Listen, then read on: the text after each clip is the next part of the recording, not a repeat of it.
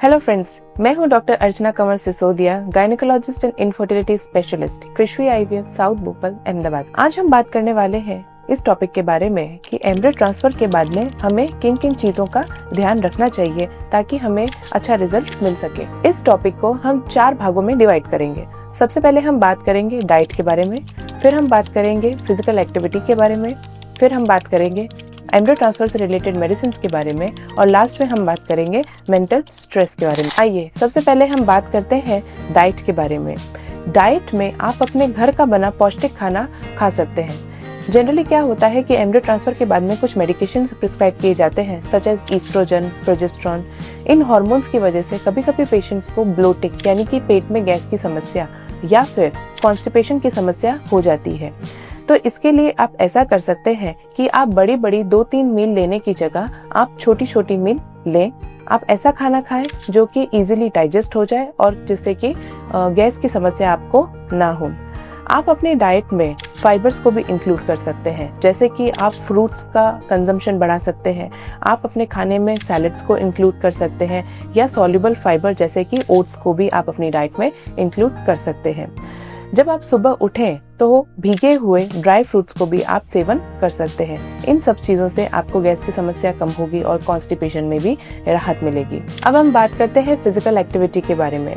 अगर आप working women हैं तो आप एम्ब्रियो ट्रांसफर के अगले दिन से अपने काम पर जा सकती हैं। पर मान लीजिए आपका काम ऐसा है जिसमें फिजिकल एक्सर्शन ज्यादा है या मेंटल स्ट्रेस ज्यादा है, तो हम ये एडवाइस करते हैं कि थोड़े टाइम के लिए अगर आप वहां से लीव लेके रेस्ट करें तो अच्छा है। पर अगर आपका डेस्क जॉब है तो आप आराम से अपने काम पे जा सकते हैं। अगर आपका घर ऊपर के मालों पे है, जैसे कि दूसरी या तीसरी फ्लोर पे है, तो उसमें आप दिन में 4 या 5 बार ऊपर नीचे कर सकते हैं।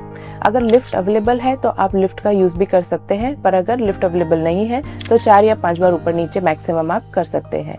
10 बार 15 बार इतना ज्यादा ऊपर नीचे ना करें, क्योंकि इससे स्ट्रेस होता है और वो हमारी सक्सेस रेट को अफेक्ट करता है। अब कुछ पेशेंट्स जो डिफरेंट सिटी से आते हैं या डिफरेंट स्टेट से आते हैं, उनका ये कॉमन क्वेश्चन होता है कि क्या हम अपने घर वापस जा सकते हैं सेम डे या फिर एम्ब्रियो ट्रांसफर के अगले दिन पे। तो देखिए, जनरली 48 आवर्स तक बहुत लॉन्ग डिस्टेंस ट्रैवल एडवाइजेबल नहीं होता है। मान लीजिए 12 घंटे की फ्लाइट आपको लेनी है या 12 घंटे की रोड जर्नी करनी है, तो उसे हो सके तो अवॉइड करें। 48 घंटे के बाद में अगर आपको जाना है तो आप जा सकते हैं। पर हाँ, अगर 48 घंटे से पहले आपको कोई शॉर्ट जर्नी करनी है, 2-3 घंटे दूर आपका घर है, तो अगर आप बाय रोड जाना चाहें, स्मूथ रोड है तो आप जा सकते हैं। या अगर आप ट्रेन से आना जाना चाहें और 7-8 घंटे की जर्नी है तो आप 48 घंटे से पहले भी अपने घर जा सकते हैं। अगर हम फिजिकल एक्टिविटी के बारे में बात करें इंटरकोर्स रिलेटेड, तो पहले स्टडीज ऐसा कहती थी कि आप अगर इंटरकोर्स उस दौरान एम्ब्रियो ट्रांसफर के बाद में करें तो कोई प्रॉब्लम नहीं है। पर रीसेंट स्टडीज ऐसा बताती हैं कि अगर एम्ब्रियो ट्रांसफर के बाद में 2-3 दिन बाद में ही इंटरकोर्स अगर किया जाए तो उसकी वजह से यूट्रस में कॉन्ट्रैक्शंस आते हैं और उस कॉन्ट्रैक्शन की वजह से जो एम्ब्रियो है वो डिस्टर्ब हो सकता है और आपका रिजल्ट नेगेटिव आ सकता है। एम्ब्रियो ट्रांसफर के बाद में जो आपको मेडिसिन दी जाती हैं, चाहे वो इंजेक्शन के फॉर्म में हो, टैबलेट हो या वेजाइना में इंसर्ट करने वाले जेल हो, उन्हें टाइम पे लेना बहुत ही जरूरी होता है। ऐसा इसलिए क्योंकि आईवीएफ की जो प्रेगनेंसी होती है वो टोटली इन्हीं मेडिकेशंस के ऊपर डिपेंड करती है। अगर आपने एक भी दिन या 2 दिन इन टैबलेट्स को, जेल को या इंजेक्शन को मिस कर दिया तो आपका रिजल्ट अफेक्ट हो सकता है, या हो सकता है कि जो रिजल्ट पॉजिटिव आने वाला था वो नेगेटिव भी आ सकता है। इसीलिए इनको टाइम पे लेना बहुत ही जरूरी है। और अगर आप ट्रैवल भी कर रहे हैं तो ट्रैवल के दौरान भी आपको अपना टाइम मेंटेन करके रखना है, अपने मेडिकेशंस को सही टाइम पे लेना है।